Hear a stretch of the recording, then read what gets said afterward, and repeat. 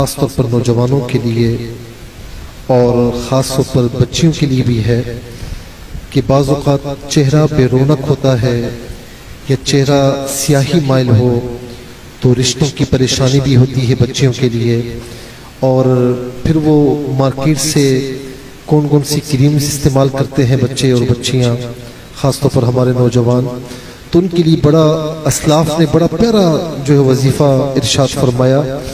اللہ تعالیٰ کے 3 نام ہیں اللہ، یہ تو اس میں جو ہے وہ خاص ہے اور یہ اللہ تعالیٰ کی بارگاہ کے علاوہ کسی کے لیے بولا بھی نہیں جا سکتا، اس میں ذاتی ہے۔